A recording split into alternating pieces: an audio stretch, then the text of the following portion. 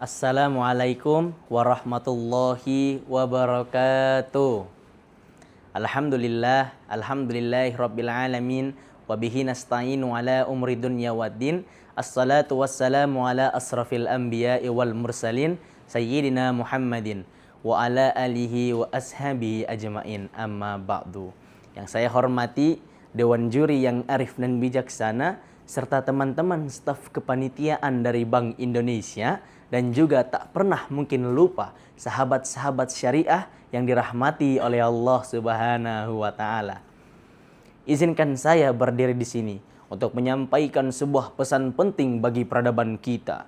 Kita pernah mendengar persoalan pertumbuhan ekonomi, transaksi dan juga pasar modal.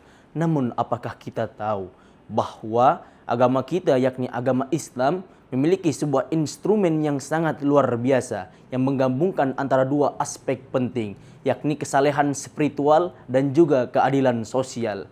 Biasanya konsep ini disebut sebagai keuangan sosial syariah yang berakar pada ziswaf, zakat, infak, sodakoh, dan wakaf. Apa sih itu ziswaf? Nah, mari kita bedah satu persatu bersama. Yang pertama adalah zakat. Hukumnya wajib bagi mereka yang telah memenuhi syarat. Zakat terbagi menjadi dua. Adalah zakat fitrah yang wajib dikeluarkan oleh seorang muslim pada bulan Ramadan, dan juga zakat mal yang wajib dibayarkan ketika harta telah mencapai nisab dan juga haulnya. Allah Subhanahu wa taala berfirman dalam Quran surat At-Taubah ayat 103 yang mengenai pentingnya zakat ini. A'udzubillahi minasyaitonirrajim. Bismillahirrahmanirrahim. Khudz min amwalihim shadaqatan tutahhiruhum wa tuzakkihim biha. Yang artinya, ambillah sebagian dari harta mereka untuk dijadikan zakat, dan dengan zakat itu kamu akan membersihkan dan juga mensucikan mereka. Hadirin yang dirahmati oleh Allah Subhanahu wa taala. Tadi jika zakat hukumnya wajib dan juga terikat pada bilangan angka, maka infak dan sedekah hadir sebagai instrumen sukarela yang memberikan kita banyak begitu kemudahan luar biasa. Seperti agar kita bisa mudah untuk berbagi terhadap sesama dan kapanpun saja. Puncak dari konsep keuangan sosial syariah ini adalah wakaf, yang mana investasi keabadian yang zatnya terikat namun manfaatnya terus mengalir untuk kemaslahatan umat. Lantas mengapa Bank Indonesia terus gencar dalam mendorong konsep keuangan sosial ini? Jawabannya adalah manfaatnya yang begitu dahsyat untuk menghapus segala kemiskinan dan juga menggerakkan perekonomian umat secara nyata. Coba kita lihat data secara objektif. Menurut laporan dari Badan Amil Zakat Nasional, bahwa potensi zakat yang dimiliki oleh negara kita mencapai angka yang fantastis, yakni 327 triliun per tahun. Namun sayangnya hadirin, angka zakat yang baru tercapai adalah 32 hingga 41 triliun saja. Di sisi lain, menurut laporan dari Badan Wakaf Indonesia, bahwa wakaf uang yang dapat terkumpul mencapai angka 180 triliun per tahun, namun sayangnya wakaf yang baru terkumpul secara digital adalah capai angka ratusan miliar saja. Kalau kita lihat, ada begitu jarak yang sangat jauh antara potensi dan juga realitas. Kenapa bisa demikian? Karena masyarakat kita masih menyalurkan ziswaf dengan cara tradisional. Coba saja nih hadirin, masyarakat kita menyalurkan ziswaf ini melalui lembaga pengelola resmi ziswaf, insya Allah manfaatnya lebih multiplikatif dan juga transformatif bagi perekonomian umat.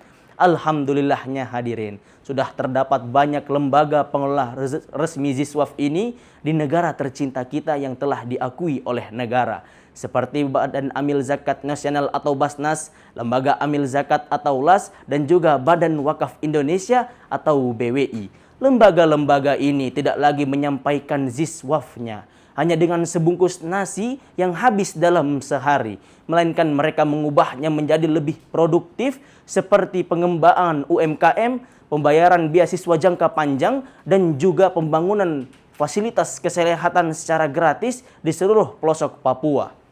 Lantas pertanyaannya, bagaimana cara kita mengimplementasikan konsep mulia ini dalam kehidupan sehari-hari kita, apalagi di tanah Papua tercinta? Jawabannya adalah dengan zakat produktif. Rasulullah Shallallahu Alaihi Wasallam bersabda, al yadul ulya khairum minal yadis sufla. Tangan di atas lebih baik daripada tangan di bawah. Hadis riwayat Imam Bukhari dan juga Imam Muslim. Hadirin yang dirahmati oleh Allah Subhanahu wa taala. Jadi kesimpulannya adalah bahwa konsep keuangan sosial syariah bukan sekedar ibadah spiritual semata, melainkan sebuah bahan bakar ekonomi yang mampu menciptakan keadilan sosial yang merata, yang mampu menghilangkan angka kemiskinan, dan juga mampu menghidupkan pasar modal kembali. Dengan sinergi bersama Bank Indonesia, kementerian, dan juga lembaga keagamaan lainnya, kita buktikan bahwa konsep keuangan sosial syariah ini menjadi bukti dan solusi yang nyata untuk menghapus segala kemiskinan dan cara untuk mensejahterakan bangsa. Demikian apa yang dapat saya sampaikan. Mohon maaf jika ada salah kata, lebihnya dari Allah Subhanahu wa taala. Sebelum saya tutup hadirin, saya ingin menyampaikan sebuah pantun perpisahan. Jalan-jalan ke tanah Papua, tidak lupa mampir ke Bank Indonesia. Mari bersama bangkitkan ekonomi syariah. Dengan BI kita bangkitkan kesejahteraan bangsa. Jalan-jalan ke tanah Papua, tidak lupa membeli papeda. Semoga kita dapat berjumpa di waktu yang berbeda. Assalamualaikum warahmatullahi wabarakatuh.